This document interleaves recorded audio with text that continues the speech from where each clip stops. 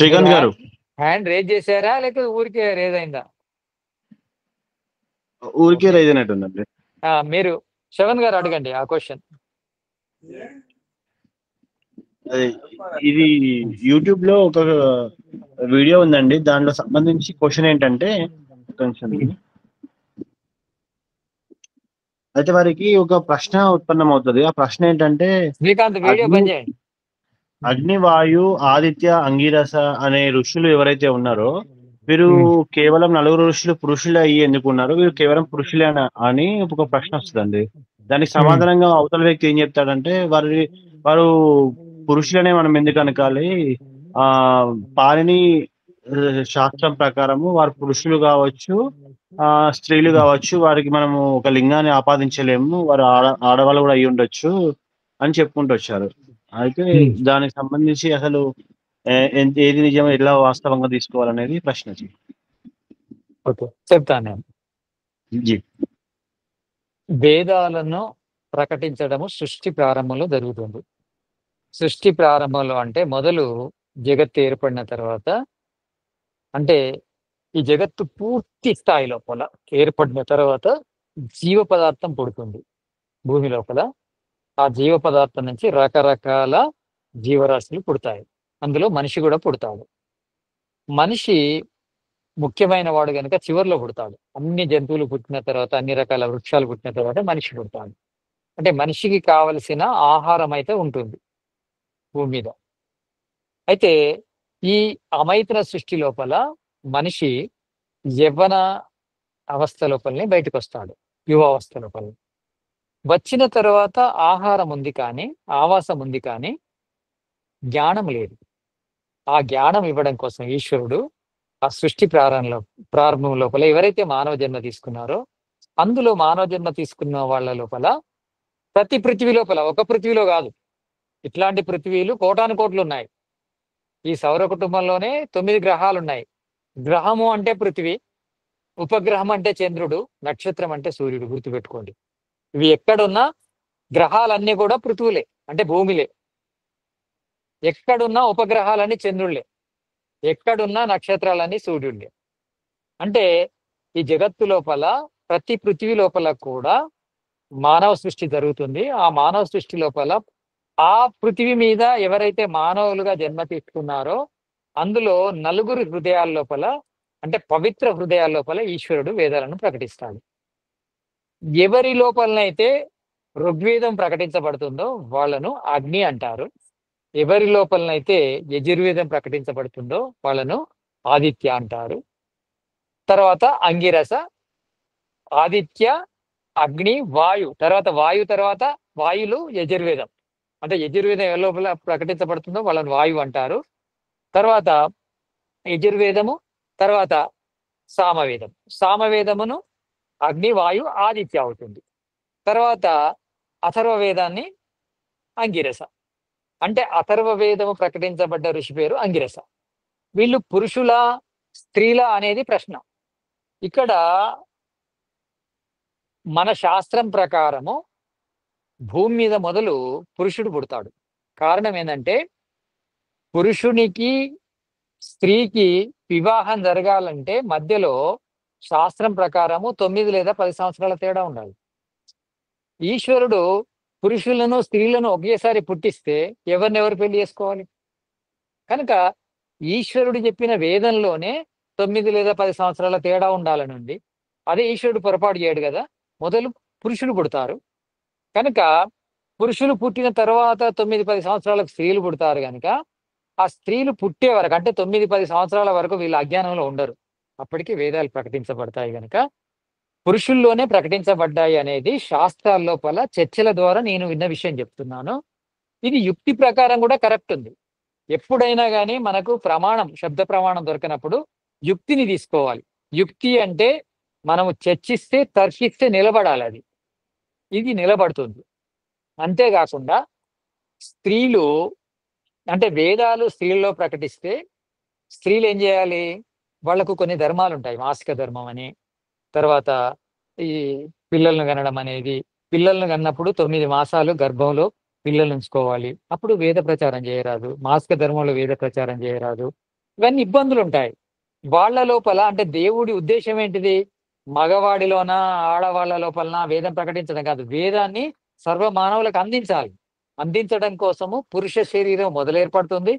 పురుష శరీరం ప్రచారం చేయడానికి కూడా అనుకూలంగా ఉంటుంది గనక, దాదాపుగా వేదాలన్నీ పురుష శరీరంలోనే ప్రకటించబడ్డాయి. ఈశ్వరునికి పురుషులు, స్త్రీలు అనే తేడా లేదు.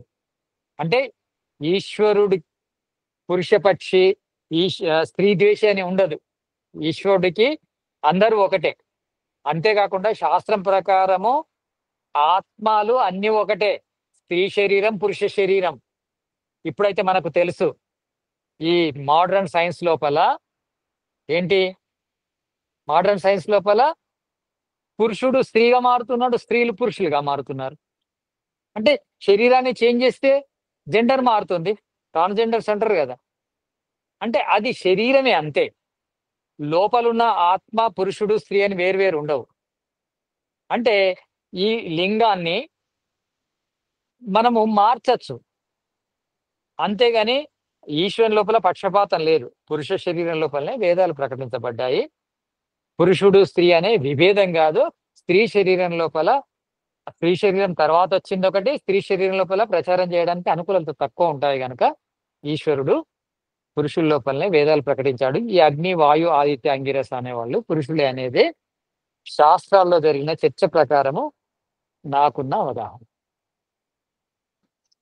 ధన్యవాదాలు గురూజీ. మంచిదండి. ఇంకేదో అడిగారు ఏకాదశి గురించి ఎవరో గాని? అడగండి. నేను అది మెసేజ్ చూసేంత టైం ఉండదు నాకు. బట్ గురూజీ ఇప్పుడు ఎక్కువ సప్తఋషుల గురించినే ఎక్కువ చెప్తారు కదండి గురూజీ. అవునమ్మా. అంటే ఈ 4 ఋషుల గురించి నాకు చెప్పరు. చెప్పరు. ఇట్లా వైదిక ధర్మం ద్వారా మాత్రమే ఈవెన్ సత్యార్థ ప్రకాష్‌లో లేదు మా శంకర్ సార్ చెప్పిన తర్వాతనే నాకు తెలిసింది. లేకపోతే నాకు అగ్ని, వాయు, ఆదిత్యుడు, అంగీరసుడు అని అంగిరస. ఉన్నారు అని కూడా నాకు తెలీదు. ఋషులుగా పేర్లుంది అని కూడా. హ్మ్. చాలా వరకు సప్త ఋషులే చెప్తారు కదా! కశ్యప, అత్రి, ఆ! వశిష్ఠ, కశ్యపుడు, విశ్వామిత్ర, అత్రి, భరద్వాజుడు, వీళ్ళు భరద్వాజ, విశ్వామిత్రుడు, వశిష్ఠ. వీళ్ళంతా ఆ! వీళ్ళు ఏంటంటే అంటే అంటే మన వైదిక సాహిత్యం ప్రకారము ఈ సప్త ఋషులని ఏం లేదు. కాపోతే కొన్ని శాస్త్రాల లోపల ప్రతి మన్వంతరానికి కూడా 7 ముఖ్యమైన ఋషులు ఉంటారని ఉంటుంది. అంటే ఈ అవును. మన్వంతరానికి, ఈ సప్తమ మన్వంతరానికి ఈ 7 ముఖ్యమైన ఋషులు అని చెప్పడం జరిగింది కానీ మనకు వైదికంగా లేదు దానికి ప్రూఫ్. హుహుహు. కనుక దాన్ని మనం ఆ సప్త ఋషులే ఋషులు, మిగతా అంటే ఎక్కువ ప్రభావం ఉన్న ఋషులు అని చెప్పడం జరుగుతుంది. కానీ చాలా మంది ప్రభావం ఉన్న వాళ్ళు ఉండొచ్చు. అందరి చరిత్రలు ఉండకపోవచ్చు. ప్రతి వేద మంత్రానికి కూడా భాష్యం రాసిన ఋషులు ఎంతో మంది ఉన్నారు. కనుక ముఖ్యంగా వేదము మొదలు ప్రకటించబడింది మాత్రము ఈ 4 ఋషుల హృదయాల లోపలనే. ఓకే. ఓకే. చెప్పండి. ఇంకా గురూజీ ఇంకొక విషయము ఆ వీడియోలో వారు అనేది ఏంటంటే ఈ సృష్టిలోనే కాదు అనేక సృష్టిలలో కూడా ఆ ఆ 4 మాత్రమే వేదం అందిస్తారు అని అన్నారు. దాంట్లో క్వశ్చన్ వాళ్ళు వేసుకున్న ఆన్సర్ కూడా వాళ్ళే చెప్పారు. అగ్ని, వాయు, ఆదిత్య, అంగిరస అనే వారికి ఉంటదంటే నేనేమనుకున్నా అంటే ఇది ఎవరికైతే వస్తుందో వారికి ఆ నామం ఉంటుందా, లేకపోతే ఆ నామం ఉన్న వాళ్ళకి ఈశ్వరుడు ఇస్తాడా అనేది నాకు ఒక ప్రశ్న ఉదయించింది. అయితే మనము రామాయణం లోపల ఒక పార్ట్ చూస్తున్నాము. ఏ పార్ట్ చూస్తున్నాం అంటే మనకి రామాయణం గురించి ముందు తెలియదు, వెనక తెలియదు. లంకలో రాముడు రావణునితో యుద్ధం చేయడం చూస్తున్నాము.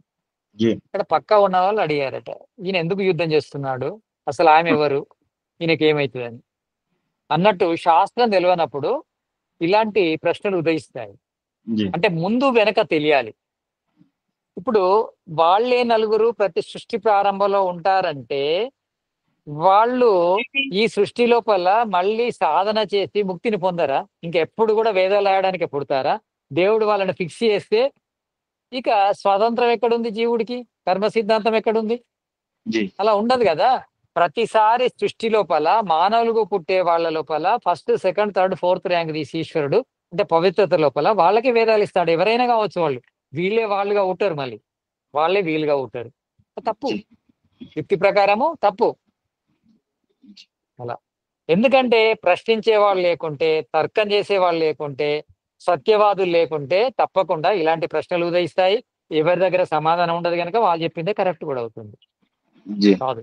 తప్పది.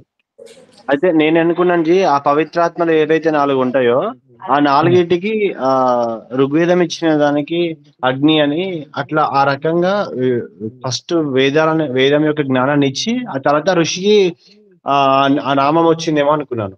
అంటే జ్ఞానం తర్వాత నామం వచ్చింది అనుకున్నాను అట్లా. ఎప్పుడైనా గాని నామము ఈశ్వరుడు ఇస్తాడు. మనకు ఒకటి ప్రమాణం కూడా ఉంది.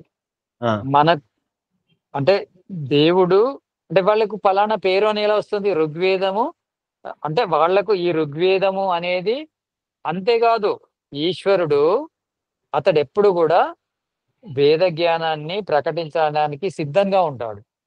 అతడు వేద జ్ఞానాన్నే కాదు అంటే వేద మంత్రాలనే కాదు దాని అర్థాన్ని కూడా ఇస్తాడు. ఆ వేద మంత్రాన్ని అర్థాన్ని ఋగ్వేదాన్ని ఇచ్చినప్పుడు నీ పేరు ఇది అని కూడా చెప్తాడు. అతడు నా పేరు అగ్ని అని చెప్పుకుంటాడు. అంటే జీ. అగ్ని అని తన పేరు ఎలా చెప్పుకున్నాడంటే అక్కడ ఈశ్వరుడు వేదాన్ని ఇచ్చినప్పుడు నీ పేరు అగ్ని అని చెప్తాడు. అంటే అలాంటి భావం అనేది వాళ్ళకి కలుగుతుంది. నా పేరు అగ్ని. ఏ ఆ, విధంగానైతే వేద జ్ఞానము అంటే వేద మంత్రాలు వేద అర్థం వస్తుందో వాళ్ళ పేరు కూడా వస్తుంది. దాని ద్వారా వాళ్ళు ఆ వేద మంత్రాలను అర్థాలను చెప్పడంతో పాటు నా పేరు అగ్ని అని కూడా చెప్పుకోవడం జరుగుతుంది అలా. అలానే చెప్పారు జీ వాళ్ళు కూడా. అందుకే వాళ్ళ లోపల తప్పులు ఒప్పులు ఉండొచ్చు. కానీ ఒక ఒప్పును చూసి అన్ని ఒప్పులు అనుకోవడం, ఒక తప్పును చూసి అన్ని తప్పులు అనుకోవడం కూడా కరెక్ట్ కాదు మనిషిని. అందుకే జీ. ఎంత తప్పు ఉంది, ఎంత ఒప్పు ఉంది, తప్పును తప్పు అనాలే, ఒప్పును ఒప్పు అనాలే. వాడు మాట్లాడింది ప్రతిదీ తప్పు అని కాదు. వాడు మాట్లాడింది ప్రతిదీ ఒప్పు అని కాదు. అలా మాట్లాడకూడదు ఎప్పుడు కూడా. వాళ్ళు మాట్లాడిన విషయాల లోపల ఎన్ని తప్పులున్నాయి, ఎన్ని ఒప్పులున్నాయి. మనం తప్పును జీ. తప్పు అనాలి, ఒప్పును ఒప్పే అనాలి. అలా. జీ.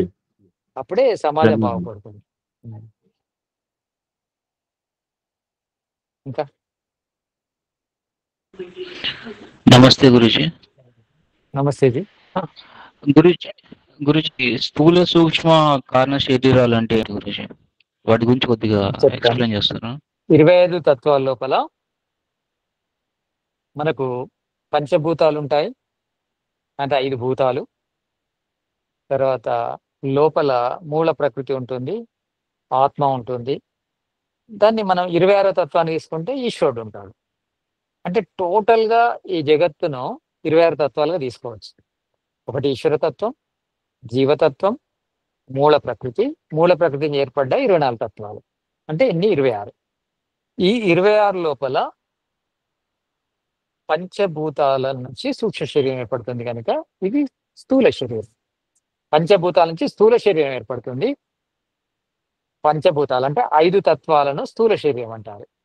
తర్వాత లోపలున్న ఈశ్వర తత్వము, జీవతత్వము, మూల ప్రకృతిని కారణ శరీరం అనుకోవచ్చు. అంటే అవి 3 పోయాయి, ఇవి 5 పోయాయి. అంటే 5 + 3 8 పోతే 26 నుంచి 8 పోతే ఎన్ని ఉంటాయి? 18 ఉంటాయి. ఆ 18 సూక్ష్మ శరీరం అంటారు.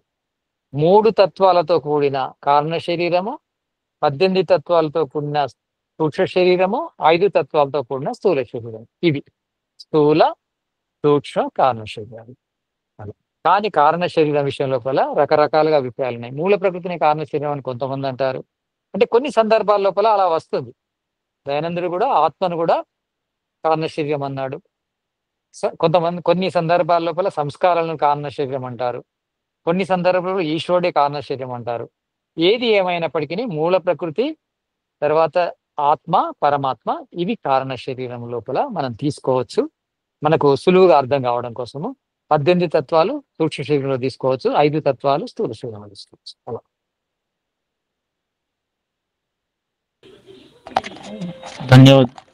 ధన్యవాదాలు గురుజీ. నమస్తే గురూజీ. నమస్తే జీ. ఇప్పుడు సూక్ష్మ శరీరంలో ఉన్న దగ్గరలో పంచ జ్ఞానేంద్రియాలు, కర్మేంద్రియాలు, తన్మాత్రలను ఈ 15 తత్వాలను ఉన్నాయి. ఒక దగ్గర ఏమో ఈ కర్మేంద్రియాలు కాకుండా ప్రాణాలు, తన్మాత్రలు, జ్ఞానేంద్రియాలు ఉన్నాయి గురూజీ. ఇందులో ఏంటి? అది కూడా చెప్తాను. అయితే కర్మేంద్రియాలను కొన్ని చోట్ల ప్రాణాలుగా చెప్పడం జరిగింది. కారణం ఏంటంటే మన శరీరం లోపల చలనం అనేది కర్మేంద్రియాల ద్వారానే జరుగుతుంది. కర్మేంద్రియాలే చెలిస్తాయి. ఇప్పుడు చేతులు చెలిస్తాయి, కాళ్ళు చెలిస్తాయి, నోరు చెలిస్తుంది, మూత్రేంద్రియం, మళేంద్రియం చెలిస్తాయి. వేరే దగ్గర అవును. చలనం ఉండదు. అంటే చలనం ఉంది గనక ఆ కోణం నుంచి కర్మేంద్రియాలను ప్రాణాలుగా చెప్పడం జరిగింది. కొన్ని చోట్ల ఆత్మనే ప్రాణంగా చెప్పడం జరిగింది. కొన్ని చోట్ల ప్రాణాలు, కర్మేంద్రియాలు, జ్ఞానేంద్రియాలు అని చెప్పిన తన్మాత్రలు లేవాడ. కొన్ని చోట్ల తన్మాత్రలు, ప్రాణాలు, జ్ఞానేంద్రియాలు అని చెప్పడం జరిగింది. ఈ కన్‌ఫ్యూజన్ అనేది ఉంది. కానీ దీని యొక్క సంపూర్ణ అర్థం ఏంటంటే, ప్రాణము అంటే సూక్ష్మ శరీరము స్థూల శరీరంతో కలుస్తుంది. కలిసిన తర్వాత స్థూల శరీరములో ఉన్న ముఖ్యంగా 3 తత్వాలు ముఖ్యమైనవి. అగ్నితత్వము, వాయుతత్వము, తర్వాత జలతత్వము. ఈ 3 తత్వాలు అంటే 3 పరమాణువులతోని మన సూక్ష్మ శరీరంలోని 3 తన్మాత్రలు అంటే స్పర్శ తన్మాత్ర, రూప తన్మాత్ర, రస తన్మాత్ర కలుస్తాయి. అంటే మొదలు జరిగే ప్రక్రియ.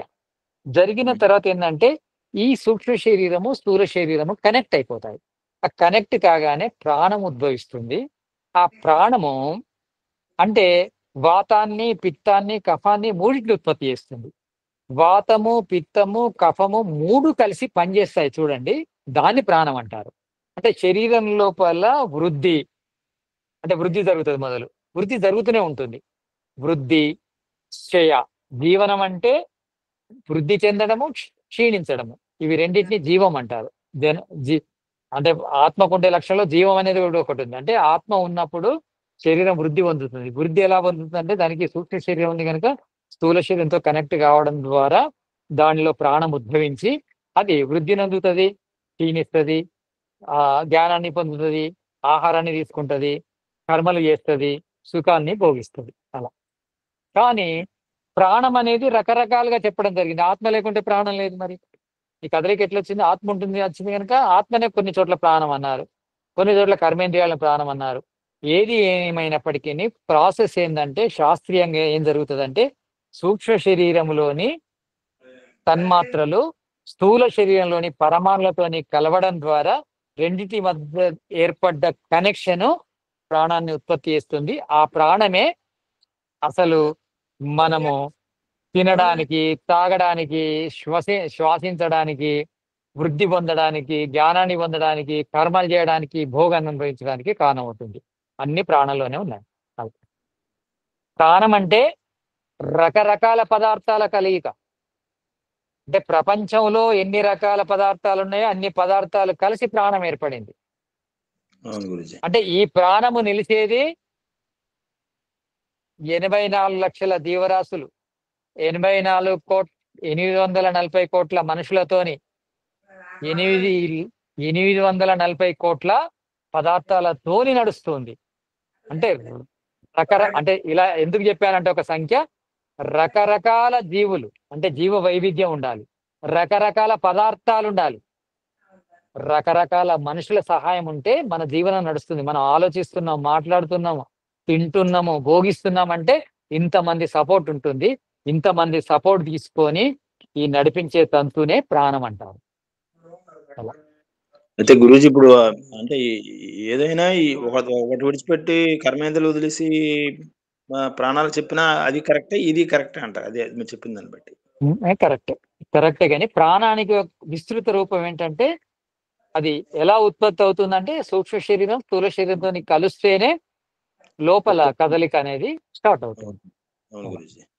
గురూజీ ఇప్పుడు ఆ ఇందాక ప్రాణమే ఆ ప్రాణము లేకుండా అంటే కేవలం స్థూల శరీరం ద్వారా ఆత్మ ఏం చేయదు, కేవలం సూక్ష్మ శరీరం ద్వారా ఆత్మ ఏం చేయలేదు. సూక్ష్మ శరీరంలో ఉన్నప్పుడు ఆత్మను అనుషయ ఆత్మ అంటారు. స్థూల శరీరము లోపల ఆత్మ ఉండనే ఉండదు. స్థూల శరీరాన్ని శవం అంటారు. శవం ఎంతో అనుషయాత్మ అంతే. అంటే సూక్ష్మ శరీరము స్థూల శరీరం నుంచి వేరైతే అది శవమే, ఇది శవమే. అందులో ఆత్మ ఉంటుంది, ఇందులో ఆత్మ ఉండదు అంతే. కానీ రెండు కలిస్తేనే ప్రాణం పుడుతుంది. ప్రాణం ఉంటేనే ఆత్మ ఉనికి తెలుస్తుంది. ఇచ్చ, ద్వేషము, సుఖము, దుఃఖము, జ్ఞానము, ప్రయత్నము, భోగము, కర్మ, జ్ఞానం ఇవన్నీ కూడా కలుగుతాయి, లేకుంటే కలుగు. అన్ని ప్రాణంతోనే. కానీ ప్రాణము అనేక పదార్థాల కలయిక. ఇది అదని కాదు. ప్రాణము అంటే చెప్పాను కదా, కోట్ల రకాల జీవులు, కోట్ల రకాల పదార్థాలు, కోట్ల రకాల మనుషుల కలయికతోని ఉత్పత్తి అయింది, నడుస్తుంది. అది గురుజీ ఇప్పుడు మీరు చెప్పింది అర్థమైంది గురుజీ. ఇప్పుడు ఇందాక మధ్యమ పరిమాణము సూక్ష్మ శరీరం అన్నారు. అణుపరిమాణము మహత్పరిమాణం ఏ వస్తాయి గురుజీ? ఆ, చెప్తాను. వాస్తవానికి పరిమాణాలను 3 తరగతులు చేశారు. 3 తరగతులు అంటే అణుపరిమాణము, మధ్యమ పరిమాణము, మహత్ పరిమాణం అని. అంటే మహత్ పరిమాణములో ఆకాశం వస్తుంది. అంటే విభూ పరిమాణాన్ని, పెద్ద పదార్థాలను కూడా ఆకాశం వల్లే పెద్దగా ఉంది అని కూడా అంటాం. ఆకాశం అంత ఉంది ఆ గుట్ట, ఆకాశం అంత ఉంది ఈ చెట్టు అని. అంటే మహత్ అంటే చాలా పెద్ద పదార్థాలను మహత్, ముఖ్యంగా ఆకాశాన్ని మహత్ అంటారు. తర్వాత మధ్యమ పరిమాణం అంటే ఈ మధ్యలో ఉండేవన్నీ కూడా మధ్యమ పరిమాణాలు. ఇక అణుపరిమాణం అంటే ఏంటంటే త్రెణుకం కంటే చిన్నది. త్రెణుకము అంటే 60 పరమాణులు కలిస్తే ఒక అణువు ఏర్పడుతుంది. 2 అణువులు కలిస్తే జనుకం అంటారు. ఈ 2 జనుకాలు 3 కలిస్తే త్రెణుకం అంటారు. 60 పరమాణువులు కలిస్తే అణువు అంటారు. 2 అణువులు కలిస్తే జనుకం అంటారు. ఈ జనుకాలు 3 కలిస్తే త్రెణుకం అంటారు. ఆ త్రెణుకాన్ని త్రసరేణు అంటారు. త్రసరేణువు కంటే లోపలున్న పదార్థాలన్నీ కూడా అణుపరిమాణమే అంటారు. త్రసరేణువు కంటే పెద్ద పదార్థాలన్నిటి మధ్యమ పరిమాణాలు అంటారు. వైశిష్క దర్శనంలో ఒకటే పరిమాణం, రెండే తీసుకున్నాడు, మహత్, అణుపరిమాణం.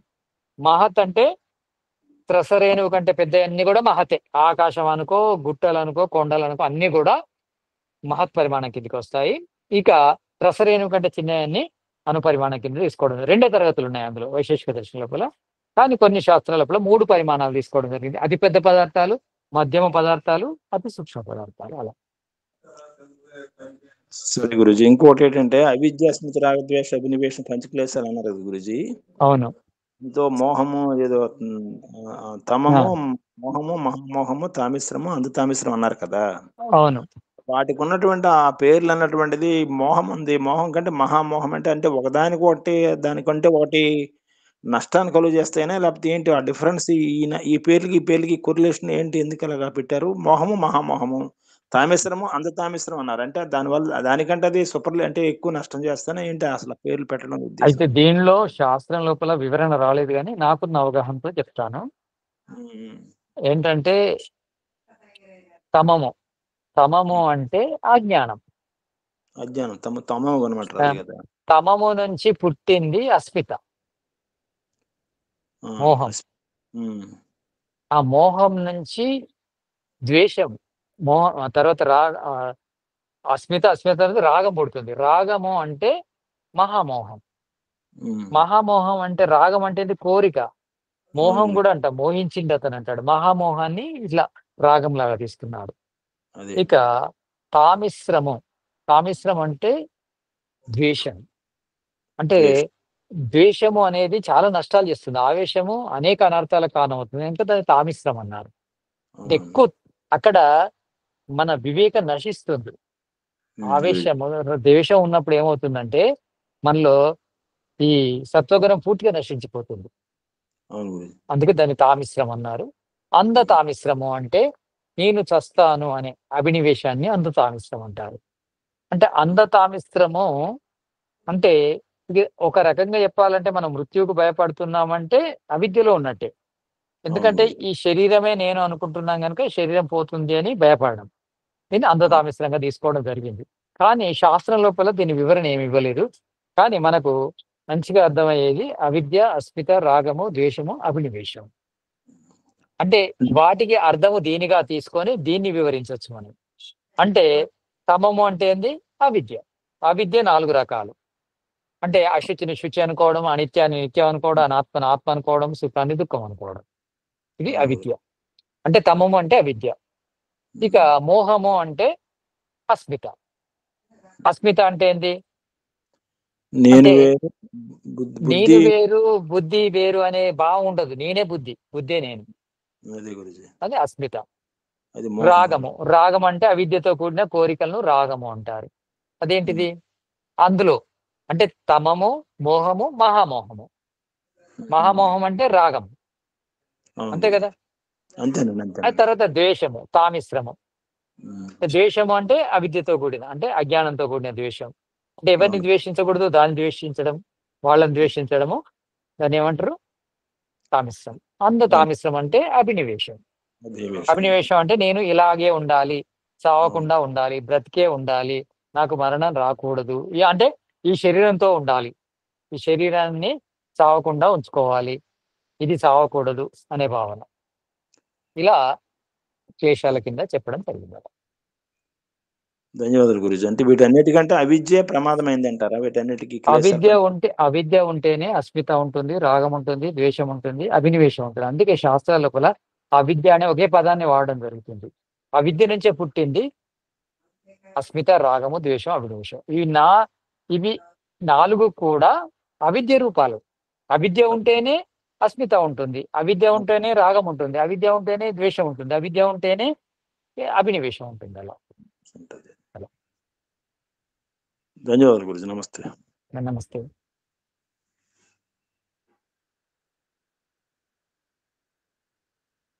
అడగండి ఇంకా. శ్రీకాంత్ మీరు అడుగుతున్నారా? మరి రేజ్ ఉంది హ్యాండ్, అర్థం కాలేదు.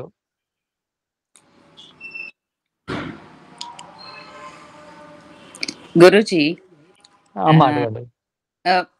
పంచభూతములు అంటారు కదా, ఎందుకు గురుజీ భూతములు, భూతాలు అనేసి ఎందుకు అంటారు? ఏమైనా దానికి అర్థం లైక్ గ్రామటికల్ మీనింగ్ ఏమైనా ఉందా? గ్రామటికల్ మీనింగ్ అంటే భౌతికము. భూతం అంటే భౌతికం. భౌతికం అంటే అక్కడి నుంచి ఇంద్రియాలు గ్రహిస్తాయి, భూతాల నుంచే ఇంద్రియాలు గ్రహించగలవు. అంటే ఇంద్రియాలతో గ్రహించబడేటి భూతాలు. అయితే భూతము అంటే జీవులను కూడా భూతాలు అంటారు, అంటే దేహాలను కూడా భూతాలు అంటారు. ఎందుకంటారంటే అవి కూడా భూతాల ద్వారా నిర్మించబడ్డాయి కనుక. దేహము, స్థూల శరీరం దేంతో నిర్మించబడుతుంది? భూతాలతో నిర్మించబడుతుంది. భౌతిక శరీరం అంటారు, భూతాలు అంటారు, భూతాలు అంటారు. ఏవైనా కానీ ఇంద్రియ మళ్ళీ భూతకాలము అనేసి కూడా భూతకాలం అని కూడా అంటారు. భూతకాలము అంటే గడిచిన కాలము, అదే గతించిపోయింది, దాన్ని కూడా అంటారు. భూతము అంటే కూడా ఇలా కూడా అర్థం తీసుకోవచ్చు, గతించేది అంటే నశించేది భూతం, అలా కూడా తీసుకోవచ్చు. అట్లా మనం సందర్భాన్ని, ప్రకరణను పట్టుకొని మనం దాని యొక్క అర్థాలు తీసుకోవచ్చు. కానీ అర్థం తీసుకున్నప్పుడు అది వ్యర్థం కాకూడదు, ప్రయోజన రహితంగా ఉండకూడదు, ఏదో ఒక కట్టుకథలా ఉండకూడదు, దానికి ఒక సత్యం ఉండాలి, అలా తీసుకోవచ్చు. ఓకే, ధన్యవాదాలు. తర్వాత ఇప్పుడు ఈ మొత్తం 26 తత్వాలు అన్ని, స్థూల, సూక్ష్మ శరీరము, ఆత్మ అన్ని చెప్తారు కదా, ఇక్కడ త్రిగుణాలు ఎక్కడ రోల్ ప్లే చేస్తుంది గురుజీ? స్థూల, సూక్ష్మ శరీరం మీద అన్నిట్లో ఉన్నాయి త్రిగుణాలు. అంటే ఒక కారణ శరీరం లోపల, మూల ప్రకృతి లోపల సత్వరజోతమో గుణాలు ఉంటాయి, కానీ అవి ఈ విషమ స్థితిలో ఉండవు. సమాన స్థితిలో ఉన్నప్పుడు, ఆ కణాలు దూరంగా ఉన్నప్పుడు సత్వము, రజము, తమము అని ప్రత్యేకంగా ప్రకటించబడవు. ఇప్పుడు మనసు లోపల కూడా అవి సమతా స్థితికి వచ్చినప్పుడు మన సత్వరజోతమ గుణాలు ఉండవు. అయితే వీటి ప్రకటన అనేది సూక్ష్మ శరీరంలో ఉంటుంది, స్థూల శరీరంలో ఉంటుంది. సూక్ష్మ శరీరం లోపల వీటి ప్రకటన మనసులో కనిపిస్తుంది. మనసులో ప్రసన్నత, అప్రసన్నత, తర్వాత విషాదం అని 3 లక్షణాలు వస్తాయి. అంటే తామసికం ఎక్కువ ఉన్నప్పుడు అంటే మనసు లోపల విషాదం వస్తుంది, రాసికం ఎక్కువ ఉన్నప్పుడు అప్రసన్నత వస్తుంది, సాత్వికం ఎక్కువ ఉన్నప్పుడు ప్రసన్నత వస్తుంది, అక్కడ ఏర్పడుతుంది. శరీరం లోపల కూడా తామసికం ఉన్నప్పుడు అంటే శరీరం లోపల యాక్టివిటీ ఉండదు, రాసికం ఉన్నప్పుడు శరీరము యాక్టివ్గా ఉంటుంది, సాత్వికం ఉన్నప్పుడు ఆరోగ్యంగా ఉంటుంది, ప్రసన్నంగా ఉంటుంది. అట్లా మనం చూసుకోవచ్చు. అంటే ప్రకృతి లోపల కూడా ఆ సత్వరజోతమ గుణాల యొక్క ప్రకటన కనిపిస్తుంది. వెలుగు ఎక్కువ ఉన్న ప్రాంతం లోపల సత్వగుణం ఎక్కువ ఉన్నట్టు, అట్లా తర్వాత కదలిక ఎక్కువ ఉన్న ప్రాంతం లోపల రాసిక గుణం ఎక్కువ ఉన్నట్టు, అదేవిధంగా స్థితి, బరువు ఉన్న చోట తామసికం ఎక్కువ ఉన్నట్టు మనం భావించవచ్చు. ఓకే. తర్వాత ఇట్లా మామూలుగా కొన్ని పిక్చర్స్ లో, ఫోటోల్లో అంతా చూపిస్తారు కదా, తెల్లగా తల చుట్టూ ఆరా ఇది, సో అలా కూడా కనిపిస్తుందా, లేదో ఫీల్ అవుతుందా గురుజీ ఈ గుణాల?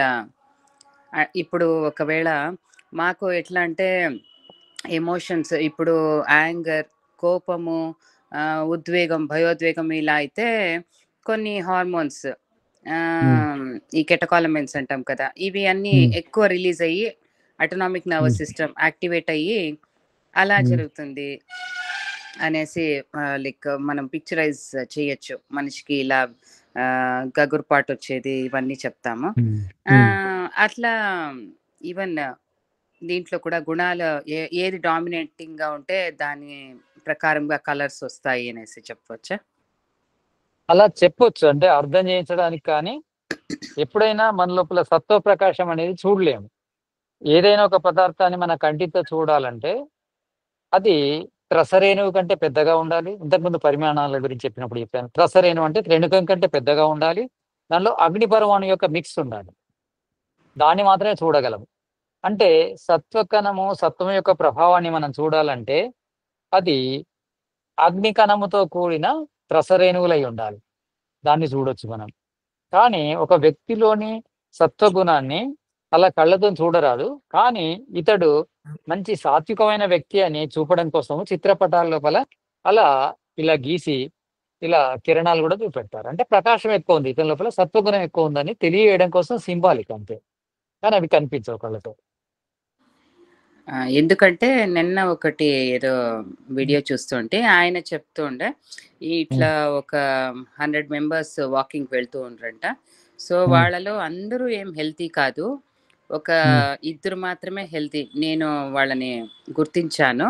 మిగతా అందరూ అంటే లైక్ బీపీ ఇవన్నీ నార్మల్ ఉండొచ్చు, బట్ ఆ ఇద్దరికి మాత్రమే ఒక గ్లో ఉంది ఫేస్లో అండ్ ఒక విధమైన ప్రసన్నత, ఇది నేను గుర్తించాను అనేసి అతను చెప్తాడనమాట.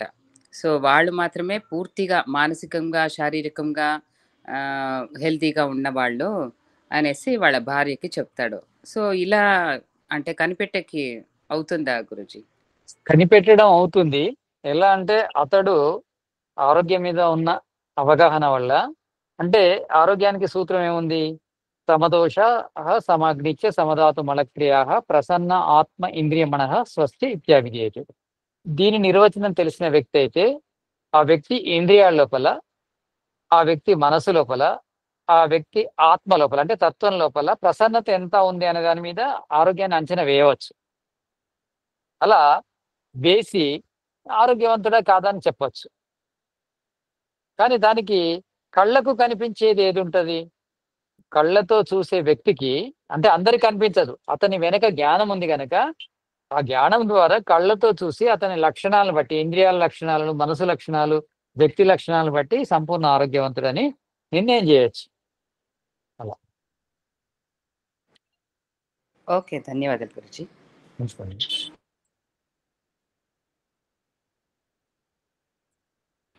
గురుజీ ఒక సందేహం ఉంది. ఈ కాలం ముందా దిక్కు ముందా గురుజీ?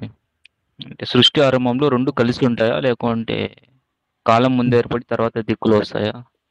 ఎలా గురుజీ?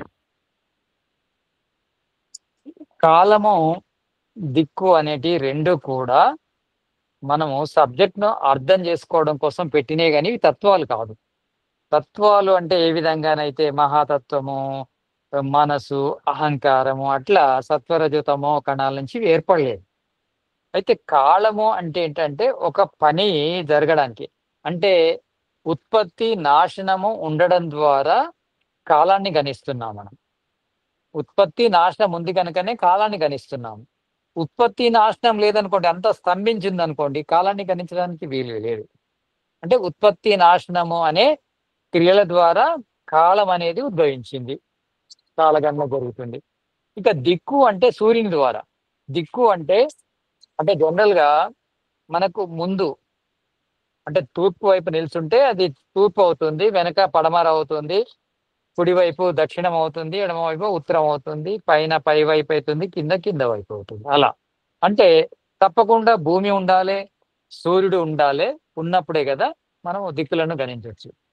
కానీ ఈ దిక్కు ముందా, కాలం ముందా అని అలా అనుకుంటే చెప్పచ్చు, కాలమే ముందని చెప్పచ్చు. కాలం ముందు ఉంటుంది. అంటే ప్రళయంలో కూడా, ప్రళయం అంటే సృష్టికి అంటే పోయిన సృష్టికి వచ్చే సృష్టికి మధ్య కాలాన్ని ప్రళయ కాలం అంటారు. అలా ప్రళయంలో కూడా కాలం ఉంది కనుక సృష్టి తర్వాతనే దిక్కులు ఏర్పడతాయి కనుక అలా కాలము ముందు దిక్కు కంటే అని చెప్పుకోవచ్చు. అలా యాక్చువల్లీ ధన్యవాదాలు గురూజీ గురుజీ.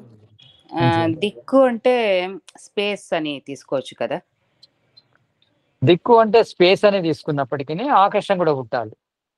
కాదు గురూజీ, స్పేస్ ఇప్పుడు మనము స్పేస్ అంటే ఒక ఒక ప్లేస్ నుంచి ఇంకొక ప్లేస్కి వెళ్ళే దీన్ని ఇప్పుడు కిలోమీటర్స్ ఆర్ మీటర్స్ ఆర్ ఇలా తీసుకుంటాం కదా. మనం ఫిజిక్స్లో యాక్చువల్లీ ఎట్లా అంటే టైమ్ అండ్ బాడీ స్పేస్ అనేది వస్తుంది స్పేస్ కదా. తీసుకుంటారు కదా. అయితే ఇక్కడ బట్ ఏమంటే ఆ టైమ్ అండ్ స్పేస్ అనేది వేరు వేరు కాదు. అవి రెండు ఇప్పుడు క్వాంటమ్ ఫిజిక్స్ దీంట్లో ప్రకారం అయితే అవి రెండు వేరు కాదు, అదొక్కటే అంటాం. అంటే ఇప్పుడు ఎగ్జాంపుల్కి ఇప్పుడు సూర్యుడి నుంచి ఆర్ వేరే ఏ నక్షత్రం నుంచి మనకు మెజర్ చేయాలి భూమికి ఎంత డిస్టెన్స్ ఉంది అంటే లైట్ ఇయర్స్ అంటాం కదా.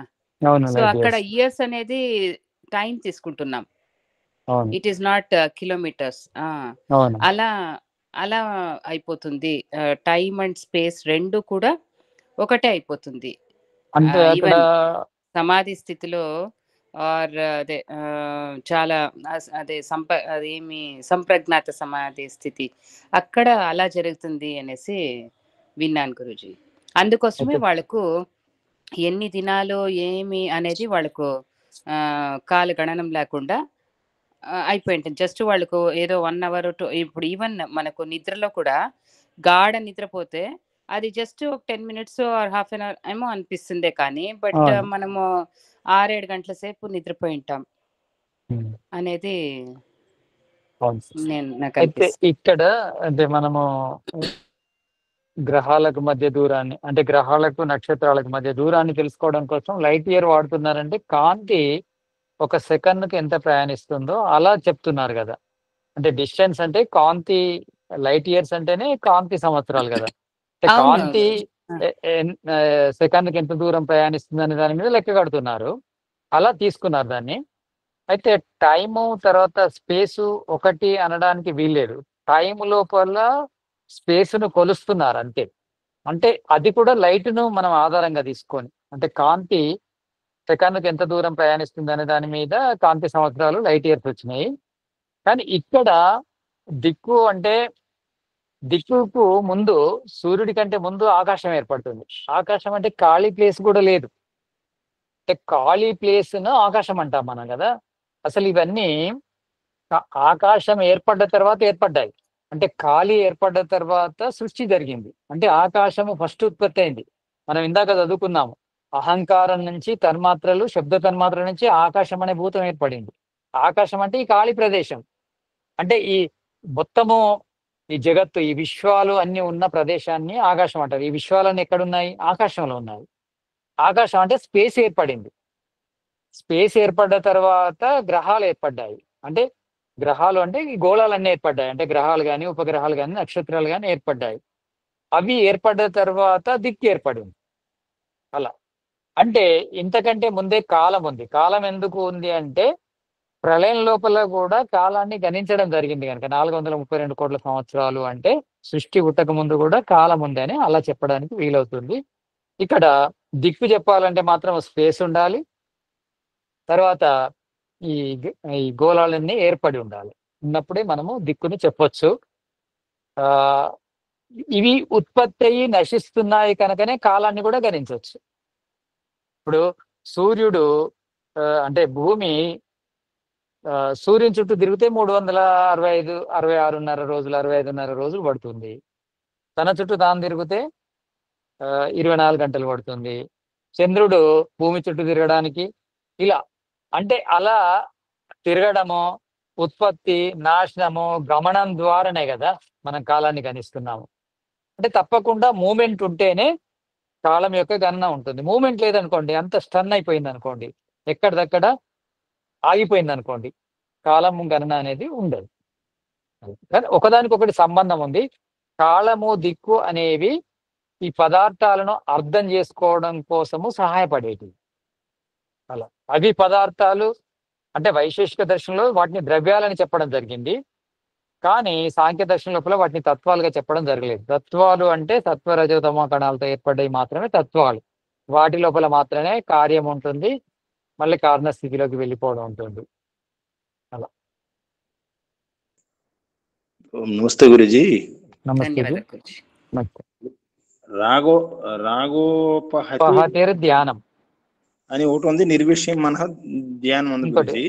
ఆ, అయితే ఇప్పుడు మనకి ధ్యానం అనేది భౌతికమైనటువంటి ఏవైతే మనం పనిచేసేటప్పుడు దాని మీద దృష్టి పెట్టి అదే పని చేసుకొని ఉండడం వల్ల అక్కడ కూడా ధ్యానం అవుతుందా లేదా అని. అక్కడ ఆ పని ధ్యానం చేయకపోతే, ఏకాగ్ర చేయకపోతే ఆ పని పూర్తి సఫలత అవ్వదు కదా గురుజీ. ధ్యానం అనేది భగవంతుని పొందడానికి ఒక ధ్యానం అయితే, ప్రకృతిలో ఉన్నటువంటి భౌతిక సంపదలతో ఒక వాటిని సంగ్రహించడానికి మనం ఏకాగ్ర చేసి సంపాదించడం కూడా అది ఒక ధ్యానం అవుతుందా అవదా అని. అది కూడా ధ్యానమే అవుతుంది. ధ్యానం అంటే ధ్యానానికి విస్తృతమైన అర్థం చెప్పాలంటే ఇక్కడ అంటే మనం ఆధ్యాత్మిక విషయాల గురించి చర్చిస్తున్నాము కనుక ధ్యానానికి ఈ అర్థం సరిపోతుంది. సాధారణంగా ధ్యానము అంటే ఏకాగ్రతతో పని చేయడం, అంటే ఏదైతే పని చేస్తున్నామో దానిలో నిమగ్నమై చేయడం ఒక అర్థం వస్తుంది. హిందీలో అయితే ధ్యాన్ సే చలో, ధ్యాన్ సే పడో, ధ్యాన్ సే కావో, ఇలా ధ్యాన్ సే అని చెప్తారు. అంటే దాని మీద దృష్టి పెట్టి చెయ్యు, ఏ పని చేస్తే దాని మీద దృష్టి పెట్టి చెయ్యి అనేది కూడా ధ్యానం కిందకి వస్తుంది. ఇంకొక అర్థం ఏంటంటే ధ్యానము అంటే ప్రయత్నం, అంటే దేనికోసం ప్రయత్నించినా దాన్ని కూడా ధ్యానం అంటారు. మనము ఏదైనా సాధించడం కోసం చేసే ప్రయత్నాన్ని, అంటే జనరల్ గా లక్ష్యము, ప్రయత్నము, తర్వాత ఫలము అని 3 ఉంటాయి. అంటే ఒకదాన్ని లక్ష్యంగా పెట్టుకొని దానికోసం ప్రయత్నించడాన్ని ధ్యానం అనొచ్చు. అది దానికోసం ప్రయత్నిస్తే అది ఫలిస్తే దాన్ని సమాధి అనొచ్చు. అంటే ధారణ, ధ్యాన, సమాధి, లక్ష్యము, ప్రయత్నము, ఫలము అలా పోల్చుకోవచ్చు. అలా పోల్చుకున్నప్పుడు ఇక్కడ ధ్యానం అంటే ప్రయత్నం. అలా కనుక ప్రయత్నాన్ని దానికి ప్రయత్నం అనే అర్థాన్ని కూడా తీసుకోవచ్చు, ఏకాగ్రత అనే అర్థాన్ని తీసుకోవచ్చు. ధ్యానానికి శాస్త్రాల లోపల సమాధి అని కూడా అర్థం వస్తుంది. ఇక్కడ రాగోపహతి ధ్యానం అంటే ధ్యానమే కాదు, రాగాలన్నీ నశిస్తే అంటే అవిద్య నశిస్తే, రాగోపహతి అంటే ఒక రాగమే కాదు, రాగద్వేషాది అన్ని క్లేశాలు నశిస్తే మనకు లభించేది ఏంటి? సమాధి. ఇక్కడ రాగోపహతి ధ్యానం అంటే యాక్చువల్ చెప్పాలంటే ఇక్కడ ధ్యానానికి అర్థం సమాధి అనే అర్థం. అట్లా సమాధి, ధ్యానానికి సమాధి అనే అర్థం కూడా ఉంది, ధ్యానానికి ప్రయత్నం అనే అర్థం ఉంది, ధ్యానానికి ఏకాగ్రత అనే అర్థం అని కూడా ఉంది. ధ్యానము అంటే స్మృతి వృత్తి. ధ్యానం లోపల ఏం చేస్తాము? ఇంతకుముందు చదివిన వాటిని గుర్తు చేసుకుంటాము, అది ధ్యానం. స్మృతి వృత్తి ధ్యానం అంటే. ఇలా విస్తృతమైన అర్థం ఉంది ధ్యానానికి. అభ్యుదయ ధ్యానము, నిశ్రేయస ధ్యానం అలాగనొచ్చు గురుజీ. అభ్యుదయ ధ్యానం అంటే భౌతిక అంటే అభ్యుదయ ధ్యానం అనుకోవచ్చు. అలా అనుకోవడంలో తప్పేం లేదు. భౌతిక ధ్యానము, ఆధ్యాత్మిక ధ్యానం అనుకోవచ్చు. గురుజీ ఇంకొక డౌట్ ఏంటంటే, ఇప్పుడు స్థిర సుఖమాసనం అన్నారు కదా గురుజీ. ఇప్పుడు స్థిరంగా సుఖంగా కూర్చుని ఆసనము మనకి ఇప్పుడు శవాసనం, వజ్రాసనం అవ్వచ్చు, శవాసనం. ఇప్పుడు ఉదాహరణ శవాసనము, మకరాసనములో మనము వేసుకొని మనము ఏదైనా ధ్యానంగానే చేసుకోవచ్చునా? చేసుకోవచ్చు, దానిలో కూడా చేయొచ్చు. అయితే అంటే వాళ్ళు అంటే ఋషులు వాళ్ళ శాస్త్రాల ప్రకారము వజ్రాసనము, పద్మాసనము, తర్వాత సుఖాసనము, సిద్ధాసనము వీటిని ప్రపోజ్ చేయడం జరిగింది ఎక్కువ. పద్మాసనము బాగుంటుంది అంటే పద్మాసనం అందరు వేసుకోరాదు, మొగాళ్ళ నొప్పులు ఉంటే వేసుకోరాదు. సుఖాసనం బెటర్. సుఖాసనం లేని వాళ్లకు శాస్త్రం లోపల సోపాసనం అని కూడా వచ్చింది. సోపాసనం అంటే కుర్చీలో కూర్చొని. తర్వాత శవాసనం కూడా వచ్చింది, అంటే పడుకొని. కానీ వెన్నుముక నిటారుగా ఉంచే ఆసనమే బెటర్. వెన్నుముక నిటారుగా ఉన్నప్పుడు మనకు అంటే కుర్చీలో కానీ సుఖాసనంలో కానీ కూర్చొని అందరూ చేయగలరు. బెడ్ మీద కానీ, కుర్చీలో కానీ, లేకపోతే కింద చాప పైన కానీ సుఖాసనంలో కూర్చొని చేస్తే బెటర్ అని నా అభిప్రాయం. అంటే అలా చేయడం వల్ల అలా చేయడం దోషమేం కాదు కదా గురుజీ? శవాసనంలో దోషమేం కాదు. ఇలా వెన్నుముకను నిటారుగా ఉంచడం ద్వారా మన లోపల అంటే ఈ ఏకాగ్రత గాని, తర్వాత జ్ఞాన ప్రవాహం గాని చిన్నగా జరుగుతుంది, సరళంగా జరుగుతుంది అని నా అభిప్రాయం. అవును గురుజీ. ఇంకొక డౌట్ ఏంటంటే ఐహిక ఆముషిక అంటారు గురుజీ. ఉమ్. ఐహిక ఆముష్మికమైనటువంటిది ఇక్కడ వచ్చింది ఇందులో ఇక్కడ. ఇలా యోగ శాస్త్రంలో వస్తుంది, మనకు ముందు కూడా వస్తుంది అది. ఐకము అంటే ఇహము, అంటే తర్వాత పరము. అంటే పరము అంటే తర్వాత వచ్చే సుఖము, ఇహము అంటే ఇప్పుడున్న సుఖము. ఈ రెండింటినీ కాదనుకోవాలి మనం. అంటే వైరాగ్యం పొందాలంటే ఇప్పుడు ఉన్న సుఖాన్ని వద్దనుకోవాలి, రేపటి సుఖం కోసం చేసే పనులను కూడా వద్దనుకోవాలి. ఇష్టి, యజ్ఞాన్ని ఇష్టి అంటారు.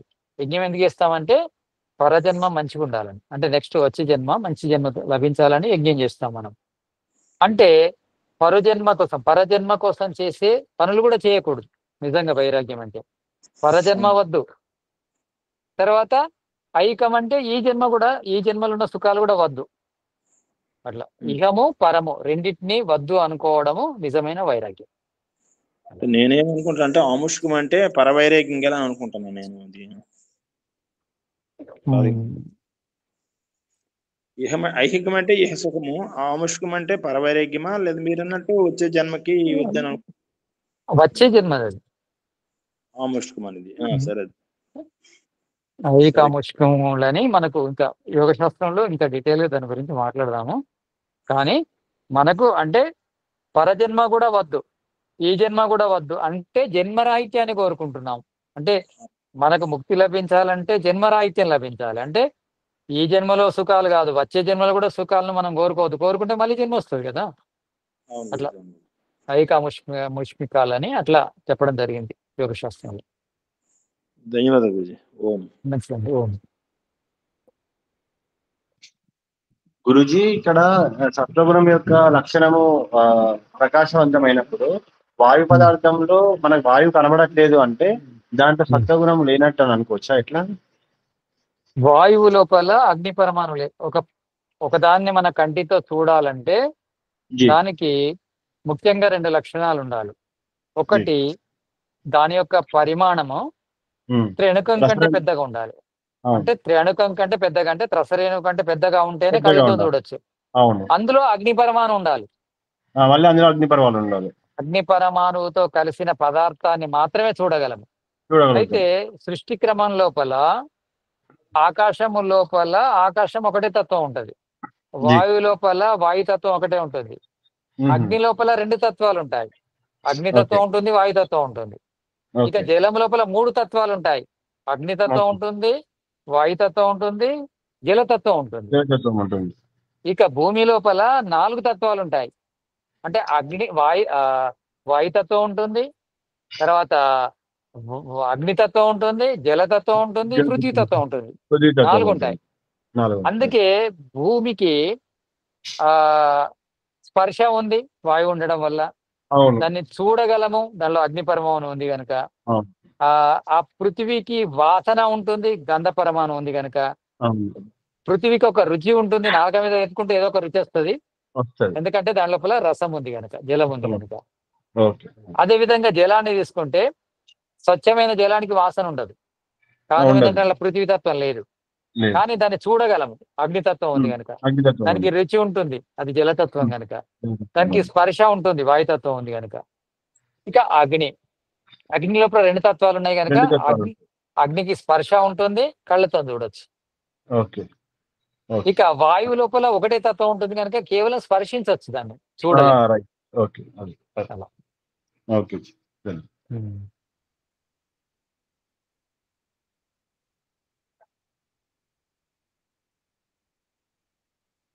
ఇంకా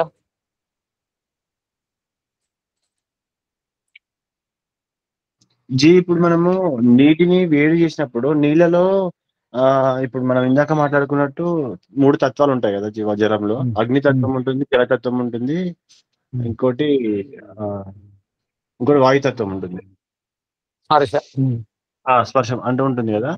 అయితే ఇప్పుడు నీటిని వేడి చేసినప్పుడు అది నీరు అగ్నితత్వం దాని నుంచి కోల్పోయి మనకు అది వాయు రూపంలోకి వెళ్తుంది అంటారా?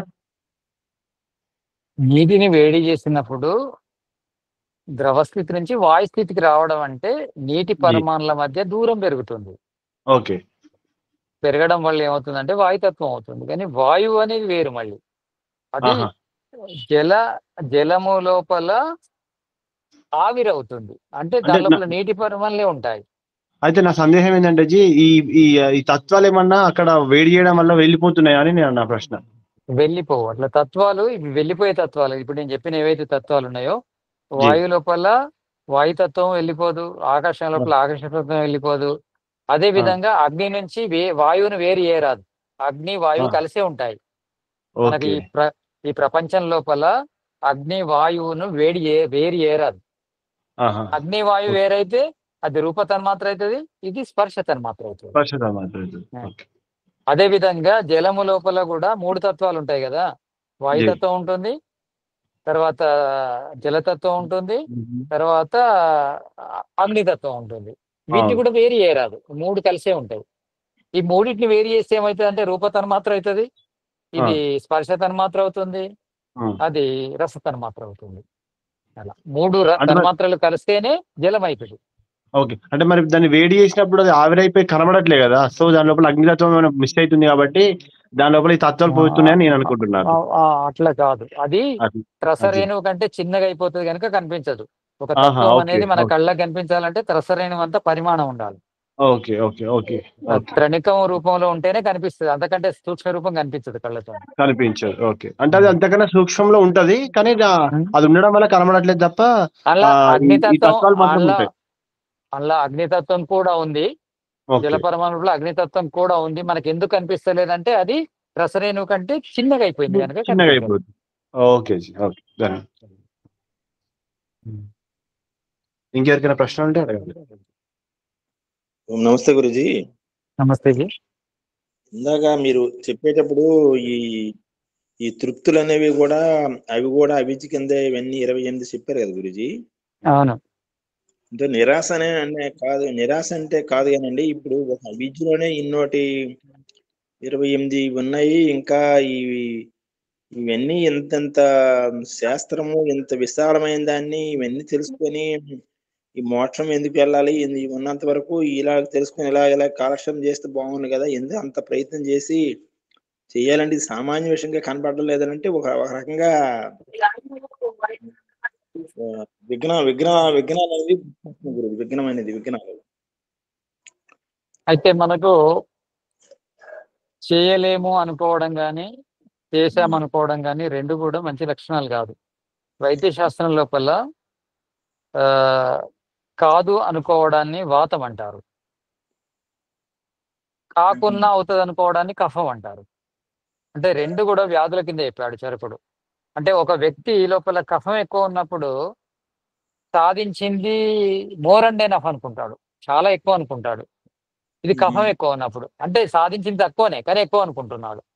ఇంకా మన శరీరం లోపల వాతం ఎక్కువ అయినప్పుడు ఎన్నో ఉంటాయి కానీ అసంతృప్తి ఉంటుంది, నాకు ఏమీ లేదు, నేను ఏమి సాధించలేదు, ఏమి సాధించలేను. ఇది వాతానికి సంబంధించిన వ్యాధి. ఇవి కూడా వ్యాధులే. అంటే శరీరంలో కూడా వ్యాధులు ఉన్నప్పుడు వాత వ్యాధి కానీ, పిత్త వ్యాధి కానీ, కఫ వ్యాధి ఉన్నప్పుడు కానీ ఆలోచనలు కూడా చేంజ్ అవుతుంటాయి. సాధించగలము, సాధించలేము, సాధించకుండా సాధించినము, మేము గొప్ప, ఈ ఫీలింగ్స్, ఇన్ఫీరియారిటీ కాంప్లెక్స్ కానీ, సుపీరియారిటీ కాంప్లెక్స్ కానీ కూడా శరీరంలోని తత్వాల వల్లనే వస్తుంటాయి. కొన్ని మన యొక్క సంస్కారాల వల్ల కూడా వస్తుంటాయి. కానీ వీటిని అధిగమించి జ్ఞానాన్ని పొందుతూ ముందుకెళ్ళాలి మనం. ప్రయత్నాన్ని ఆపకూడదు. ప్రయత్నాన్ని ఆపితే తుష్టి అంటారు, ప్రయత్నాన్ని ఆపకపోవడమే పురుషార్థం అంటారు. ఇది లభించింది చాలు, ఇక ముందు చేయలేము అనుకున్నా, ఇది చాలు అనుకున్నా, రెండు కూడా పురుషార్థాన్ని చేయనీయవు. కనుక మనము రెండు అనుకోకూడదు. సాధించింది ఎక్కువ అనుకోకూడదు, సాధించలేమో అనుకోకూడదు. ప్రయత్నంలో ఉండాలి మనం. ప్రయత్నం పురుష లక్షణం. ఇప్పుడు మీరు చెప్పిన దాన్ని బట్టి అయితే నాది మాత్రం వాక్ శరీరం గురుజీ. మరి అందుకే అంటే జస్ట్ అలాగే నిరాశ లేదు. వింటుంటే అంటే ఇంకా ఎంత వెనకబడి ఉన్నాము, ఇంకా ఈ విషయాలు మీరు చెప్తుంటే ఆ దుస్తుల గురించి అది చెప్తే ఇంకా అది నాకు నా అంతా నేను నవ్వుకున్నాను గురుజీ. ఇలా ఇంత అజ్ఞానంలో ఉన్నామా అనిపించింది గురుజీ మీరు చెప్పింది. అయితే ఇవి సమాజంలో మనం చాలా చూస్తుంటాం, ఈ తుష్టులు ఉన్న వాళ్ళను. ఈ తుష్టిలో ఏ తుష్టి ఉన్నా వాళ్ళను యోగిగా, బాబాగా, పెద్ద గురువుగా భావిస్తూ సమాజం వాళ్ళకు నీరాజనాలు చేస్తుంది. కానీ నాకు తెలిసినంత వరకు మహర్షి దయానందుడు ఒక్కడే అసలు ఆ ఋషులు చెప్పిన విధానం లోపల నేతి నేతి అంటూ ముందుకెళ్ళాడు. అంటే నాకు ఎక్కడో చదివినట్టు గుర్తు, మహర్షి దయానందుడు ఈశ్వర ప్రాప్తి ఎలా జరిగింది అంటే ఎక్కడో చెప్పడం జరిగింది. అతనికి ఏది లభించినా ఇది ఈశ్వరుడు కాదు అనుకుంటూ ముందుకెళ్ళిపోయాడు. అలా చివరికి ఈశ్వరుడే అడ్డం వచ్చాడు. నేనే ఈశ్వరుడు అని చెప్తేనే అప్పుడు నమ్మాడు. అంటే అంత పురుషార్థంలో ఉండేది మహర్షి దయానందుడు. అంటే ఏదో చిన్నగా లభించగానే, అంటే కొంతమందికి ఎక్సర్సైజ్ చేయగానే 6 ప్యాక్ వచ్చింది అనుకోండి, నా అంత శరీరం వజ్ర శరీరం ఎవరికి లేదు, నా అంత తేజస్సు ఎవరికి లేదని ఒక అహం వచ్చేస్తుంది. అంటే ఎంత అజ్ఞానంతో కూడిన తుష్టి చూడండి అది. గురుజీ. అంటే రామ్దేవ్ బాబా కూడా చెప్తుంటాడు, వెంట్రుకలు నల్లగా ఉన్న అహంకారం, చర్మము తెల్లగా ఉన్న అహంకారం, కండరాలున్న అహంకారం, యాక్టివ్ గా ఉన్న అహంకారం, ఇవన్నీ తుష్టిల కిందకి వస్తాయి, అజ్ఞానం. వీటిలో ఆగిపోకూడదు, ఇవి అవసరమే, కానీ ఇదే గొప్ప అనుకోకూడదు. నేను 60 ఏళ్లలో కూడా 20 ఏళ్ళ అబ్బాయిలా ఉన్నా అని ఫీల్ కావడము, నాకు చాలా జ్ఞానం ఉందనుకోవడము, ఈ సమాజంలో ఎవరికి లేని విషయాలు నాకు తెలుసు అనుకోవడము, ఇవన్నీ కూడా తుష్టి కిందకి వస్తాయి, అజ్ఞానం కిందకి వస్తాయి. వాటిని అధిగమించాలి మనము నేతి నా ఇతి ఇది కాదు ఇది కాదు, ఇంకా తెలుసుకునేది ఉంది. మనకు పెద్ద పెద్ద శాస్త్రవేత్తలు కూడా, న్యూటన్ లాంటి వాళ్ళు కానీ, డార్విన్ లాంటి వాళ్ళు కానీ, ఇంకా పెద్ద పెద్ద శాస్త్రవేత్తలు, ఐన్స్టీన్ కానీ, మేము సముద్ర తీరంలో ఉన్న ఒక ఇసుక రాయిని మాత్రమే కనుగొన్నాం, ఇసుక రేణువును. అంటే ఇంకా జ్ఞానం అంత ఉంది. అంటే సముద్ర తీరం లోపల ఇసుక ఎంత ఉంటుంది, అందులో ఒక రేణువు అంటే ఎంత తక్కువ. అలా ఉండాలి మనుషులు. అంటే మనకు తెలిసింది చాలా తక్కువ. మనం పరాంతకాలము ఈశ్వరుని లోపల ఉన్నా కానీ ఈ సృష్టి ఆది అంతములు, ఈశ్వరుని గురించి ఆది అంతములు తెలుసుకోలేదు అని శాస్త్రాల్లో వస్తుంది. పరాంతకాలం అన్ని కోట్ల సంవత్సరాలు ఉన్నా కానీ తెలియదు మనకు. దానికి కొద్దిగా చాలా తెలుసుకున్నాను అనే భావన రాకూడదు. అది మన లోపల జ్ఞానాన్ని ఆపేస్తుంది, స్టాప్ అయిపోతాము, వృద్ధి నందము. కానీ అలా అని నిరాశ పడకూడదు, ప్రయత్నం చేస్తూనే ఉండాలి. ఇంత పెద్ద ప్రపంచం లోపల మనం ఏం తెలుసుకుంటాము, ఇది సాధ్యమా అని అనుకోకూడదు. మనం 1000 కిలోమీటర్లు వెళ్ళాలన్నా ఒక్కొక్క అడుగే వేయాలి. కనుక ప్రయత్నం అనేది కొనసాగిస్తూనే ఉండాలి. Miles to go before I sleep. 1000 మైళ్ళ దూరాలు వెళ్ళాలి, కానీ అప్పుడు నిద్రలోకి వెళ్ళకూడదు. అంటే సోమరితనం రాకూడదు. అప్పుడే మృత్యు కోసం ఎదురు చూడకూడదు, అప్పుడే రెస్ట్ కోసం ఎదురు చూడకూడదు. విజయ పీఠాలపైన విరహం, మనకు విశ్రాంతి అనేది విజయ పీఠాల మీద ఉండాలి. అంటే విజయ పీఠాన్ని అధిరోహించిన తర్వాతనే విశ్రాంతి తీసుకోవాలనే భావనతో ఉండాలి. Miles to go before I sleep. 1000 మైళ్ళ దూరాలు వెళ్ళేది ఉండదు. అప్పుడే నేను ఆగిపోను, అప్పుడే నిద్రపోను, అప్పుడే నా ప్రయాణాన్ని ఆపను అనే భావంతో జీవించాలి. అది చెప్తుంది శాస్త్రం. కుర్వణ్యే వేహి కర్మాణి జీజివేచ్ఛుతకం సమాహం. 100 సంవత్సరాలు బ్రతకాలి, ఒక్క క్షణాన్ని కూడా వ్యర్థం చేయకూడదు. ఎప్పుడు కర్మలు చేస్తూనే ఉండాలి, ప్రయత్నం చేస్తూనే ఉండాలి, జ్ఞానయుక్తమైన ప్రయత్నం చేస్తుండాలి. చెరైవైతి అని చెప్తాయి శాస్త్రాలు. ఆగిపోకూడదు, సాగిపోవాలి అంతే. అంటే వెళ్ళిపోతూనే ఉండాలి. అలా. సరే గురుజీ, అంటే ధన్యవాదాలండి. ఇందా మీరు చెప్తున్నప్పుడు ఈ క్వశ్చన్స్ 5-6 క్వశ్చన్లు ఎక్కువ అడిగాను, మరి ఇబ్బంది అయ్యిందేమో కానీ. ఏంటండి క్వశ్చన్స్ 5-6 అడిగాను కదా, ఎక్కువ క్వశ్చన్లు అడిగానేమో అనిపించింది. పర్వాలేదండి, మీరు అడగాలి. అడిగితే చాలా మందికి క్లారిఫై అవుతుంది డౌట్స్. ఎందుకంటే ఒకరి ప్రశ్న ఇంకొకరికి కూడా సమాధానం అవుతుంది కనుక ఇది అందరికి అవసరమే. కనుక ఋషులు కూడా గ్రంథాలను అట్లే రాశారు కదా, ప్రశ్న జవాబు రూపంలో. ఈవెన్ దయానందుడు కూడా సత్యత ప్రకాశంలో ప్రశ్న జవాబులే ఉంటాయి కదా. తప్పకుండా అడగాల్సిందే. నేను అడగమని కోరుకుంటాను, అడగడానికి ఇష్టపడతాను. కానీ అనవసరమైనవి అంటే మనకు రిలేటెడ్ అడగడము ఎందుకంటానంటే, అది కూడా ఏవైనా అడగచ్చు, కానీ రిలేటెడ్ అడిగితే ఈ శాస్త్రానికి సమర్థన లభిస్తుంది. అంతే. ధన్యవాదాలు గురుజీ. నమస్తే. మంచిదండి, నమస్తే. గురుజీ, తుష్టుల గురించి చాలా బాగుండింది, చాలా బాగా చెప్పారు గురుజీ. ఇంత ధన్యవాదాలమ్మా. తెలీదు ఇప్పటి వరకు. ప్లస్ ఇంకోటి ఆహారం నియమాల్లో గురుజీ, ఇప్పుడు ఎర్రగడ్డలు, తెల్లగడ్డలు ఇలాంటివి, ఉల్లిపాయలు అవి వాడచ్చా వాడరాదా అనేది సాత్విక ఆహారం. అయితే ఒకతను అంటున్నాడంట, మీరు ఉల్లిగడ్డలు వెల్లిగడ్డలు తినేవాళ్ళు ఈ ఉపనిషత్తులు చదవకూడదు అనే విషయాన్ని చెప్తున్నాడంట. ఒకటి, ఉల్లిని వెల్లిని ఔషధంలాగా స్వీకరించవచ్చు. ఔషధంగా అవసరం ఉన్నప్పుడు తప్పకుండా తీసుకోవాలి. అది లేకున్నా మనకు నడుస్తుంది అన్నప్పుడు ఉల్లి వెల్లిని తీసుకుంటే మంచిది.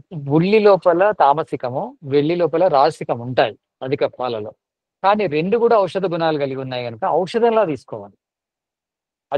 అధికంగా తీసుకుంటే ఏమవుతుందంటే, ఉల్లిని అధికంగా తీసుకుంటే తామసికం అధికం అవుతుంది, వెల్లిని అధికంగా తీసుకుంటే రాజసికం అధికం అవుతుంది. కానీ వెల్లి లోపల వాతాన్ని హరించే లక్షణాలు ఉన్నాయి, బీపీని హరించే లక్షణం ఉంది, కొలెస్ట్రాల్ను హరించే లక్షణం ఉంది వెల్లి లోపల, హార్ట్ అటాక్లను నిరోధిస్తుంది వెల్లి. అదేవిధంగా ఉల్లి షుగర్ను నిరోధిస్తుంది. ఉల్లి ఈవెన్ లోపల పచ్చిమిర్చి గురూజీ, అది కూడా పచ్చి తామసికం. పచ్చిమిర్చి లోపల రాజసికం తామసికం రెండు ఉన్నాయి. అంటే దాన్ని అధికంగా తీసుకోవడం ద్వారా మన లోపల తామసికం రాజసికం అధికం అవుతాయి, తప్పకుండా అవుతాయి. అందుకే ఉప్పు, కారము, పులుపు, మసాలాలు అంటే మసాలా లోపల వెల్లి, ఉల్లి, కొత్తిమీరి, తర్వాత మెంతి, ఇవన్నీ కూడా అంటే అల్లం. దాల్చిన చెక్క, అల్లము, ఇవన్నీ అంటే ఎక్కువ ఘాటైన పదార్థాలను మసాలాల కింద తీసుకుంటాం. కానీ మసాలాలు కూడా కొన్ని పనికొచ్చే పదార్థాలు ఉన్నాయి. మెంతులు మంచివి, అల్లం మంచిది. అల్లాన్ని విశ్వభేషజం అంటారు. అల్లాన్ని శొంఠిగా మార్చుకుంటే సాత్విక గుణాన్ని పెంచుతుంది. ఇలా మనకు ఔషధ పరిజ్ఞానం, ఆహార పరిజ్ఞానం, తర్వాత ఈ పదార్థాల పరిజ్ఞానం అవసరం ఉంటుంది. బట్టి తెలుసుకొని మనకు అనుకూలంగా మార్చుకోవాలి. అధికంగా సేవించడము వెల్లి, ఉల్లిని, మిర్చిని రాసిక తామసికాన్ని పెంచుతుంది కనుక చదవడం కానీ, అంటే శ్రవణము, మననము, నిధిధ్యాసనము, సాక్షాత్కారానికి ఇబ్బంది కలుగజేస్తుంది. అంటే జ్ఞానానికి మనకు ఇబ్బంది కలుగజేస్తుంది కనుక వీటిని మినిమైజ్ చేయాలనేది నా అభిప్రాయం. తీసుకోకుంటే మంచిదే, అవసరం ఉంటే తీసుకోండి, లేకుంటే వద్దు, అనుకోండి. ధన్యవాదాలు గురూజీ. అంటే డైలీ యూజ్ కి చేయకూడదు అని అంటారు. డైలీ యూజ్ చేయకూడదు. అంటే డైలీలో కూడా మనకు వాతం ఉంది, ఒబేసిటీ ఉంది అనుకోండి, వెల్లిపాయ వాడవలసి వస్తుంది. మనం ఆయిల్ వాడుతున్నాం కనుక ఆయిల్ లోపల వెల్లిపాయలు వేయడం వల్ల పోపులో ఆయిల్ యొక్క కొలెస్ట్రాల్ను తగ్గిస్తాయి, ఆయిల్ యొక్క ప్రభావాన్ని తగ్గిస్తాయి. కొంత సంబంధం ఉంది. అలా అని మరీ వెల్లిపాయలు తినడము, ఉల్లిపాయలు తినడము, మరీ ఆయిల్ వాడడము, ఇవన్నీ కూడా వీలైనంత వరకు అలాంటి ఎక్స్ట్రా ఇదైతే చేయం గురుజీ. బట్ రుచి కోసం, అంటే మనకు వైద్యశాస్త్రం ఏం చెప్తుందంటే ఆహారము శుచిగా ఉండాలి, రుచిగా ఉండాలని చెప్తుంది. లేకుంటే రుచిగా లేకుంటే నాలుక స్వీకరించదు, నాలుక స్వీకరించకుంటే లోపల జీర్ణం కాదు, జీర్ణం కాకుంటే సప్తధాతులుగా పరిణామం చెందదు. అది కూడా ఉంది. అంటే దీపన శక్తి అని ఉంది. దీపన శక్తి అంటే రుచికరంగా ఉండాలి, అంటే మనకు రుచికరంగా ఉండాలి. ఆహారం రుచించట్లేదు అంటే మన దీపన శక్తి తగ్గినట్టు. జఠర శక్తి వేరే, దీపన శక్తి వేరే. దీపన శక్తిని పెంచడం కోసమో రుచికరమైన ఆహారాన్ని తీసుకోవాలి. దీపన శక్తి, ఆ జఠర శక్తి రెండు కలిస్తేనే ఆహారం జీర్ణమై సప్తధాతువులుగా ఏర్పడుతుంది. అలా అని చప్పగా, కష్టంగా, బలవంతంగా తినడం కూడా కరెక్ట్ కాదు. కానీ మన నాలుకకు ఎలాంటి ట్రైనింగ్ ఇవ్వాలంటే మసాలాలు తక్కువ ఉన్నా కానీ రుచిని అనుభవించే ట్రైనింగ్ ఇవ్వాలి. అలా మనం నాలుకను తయారు చేసుకోవాలి. కొంచెం కొంచెమే గ్రాడ్యువల్ గా తగ్గించుకోవడం కూడా కొంచెం మంచిది, బెటర్. బెటర్. మనకు తక్కువ ఉప్పుతోని, తక్కువ నూనెతోని, తక్కువ షుగర్ తోని రుచిని పొందే ట్రైనింగ్ నాలుకకి ఇవ్వాలి. నాలుక ఇంపార్టెంట్ అండి. ఈ జిహ్వనే మాట్లాడడానికి, ఈ జిహ్వనే తినడానికి పనికొస్తుంది. చాలా వ్యవహారం చేసేది నాలుకనే, ఆహారాన్ని తీసుకునేది నాలుకే. ఆహారం, వ్యవహారం రెండు కూడా నాలుక మీద ఆధారపడి ఉన్నాయి కనుక నాలుక వెరీ ఇంపార్టెంట్. కనుక ఆ నాలుకని అదుపులో పెట్టుకుంటే, జిహ్వ చాపల్యాన్ని కంట్రోల్ చేసుకుంటే అన్నిటినీ కంట్రోల్ చేయొచ్చు అని అంటారు. అంటే జిహ్వకు రెండు చాపల్యాలు ఉంటాయి, అంటే అబద్ధాలు మాట్లాడడము, అనవసరమైన పదార్థాలు తినడము. వీటన్నిటిని మానుకోగలిగితే మన జీవితం చాలా చక్కగా ఉంటుంది.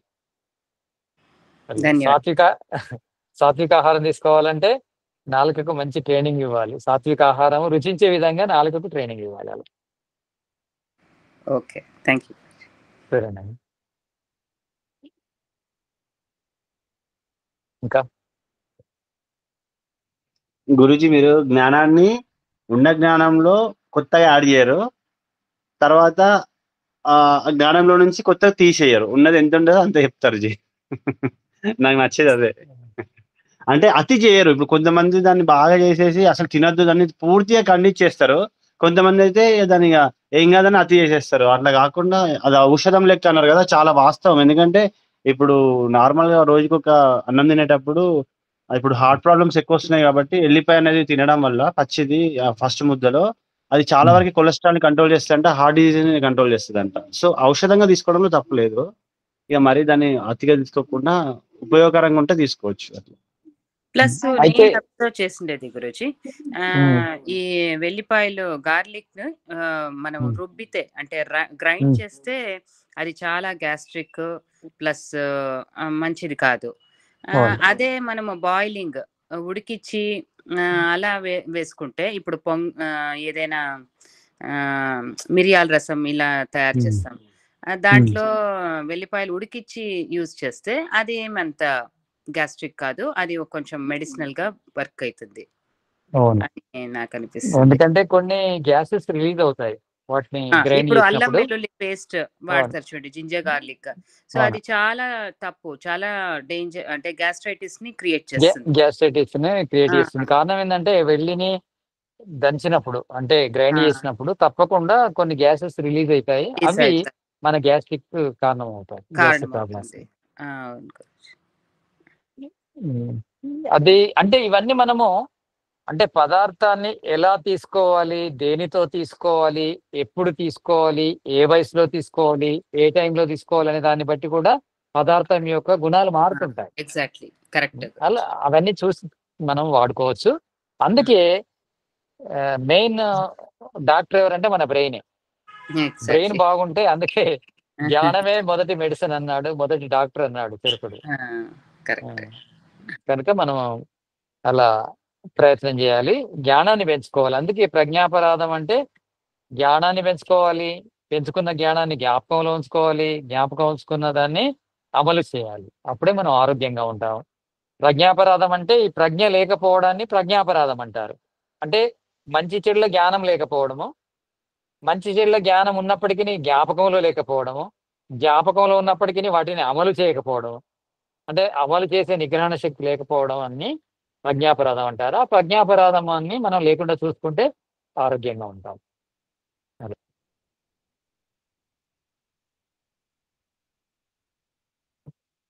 ఇంకా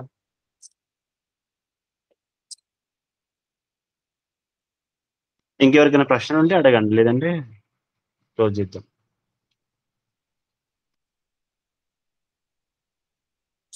శాంతి పాటు చేద్దాం. జీ.